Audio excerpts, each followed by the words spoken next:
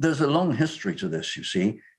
I have to here acknowledge that the primary figure responsible for him winning the prize was the Palestinian poet and critic Salma Jayusi.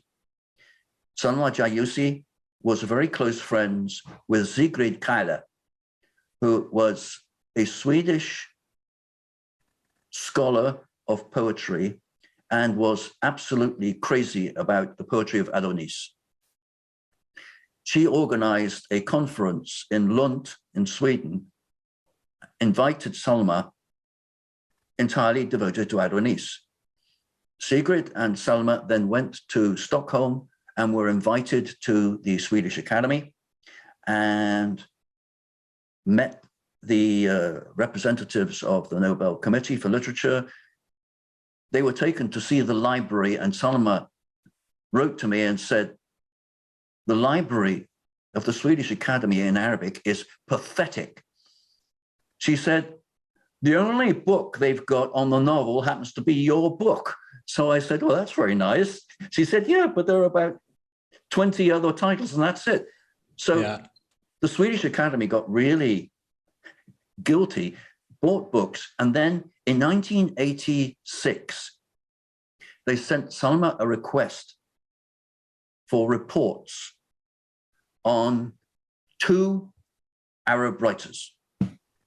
And Salma, we had been working for a long time together on a hugely important translation project called Prota. I don't know if you know about it, but there are a number of huge volumes published by Columbia University Press. But anyway, Salma wrote to me and said, okay, I'm going to write about Adonis.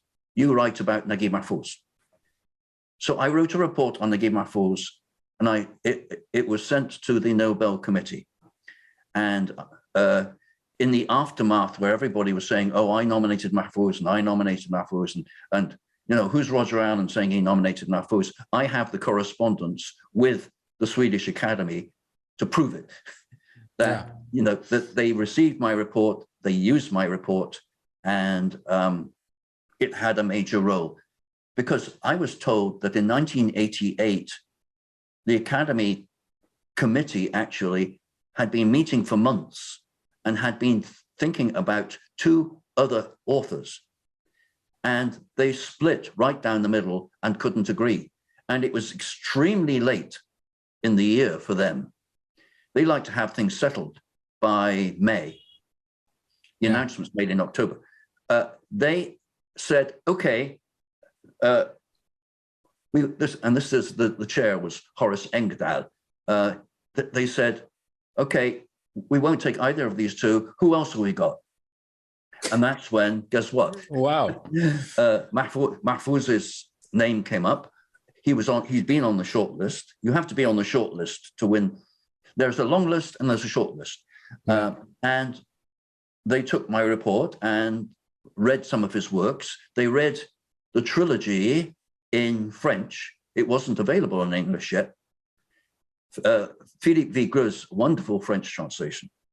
And then they read God's World, which they had. And, as you know, as I can say, the rest is history.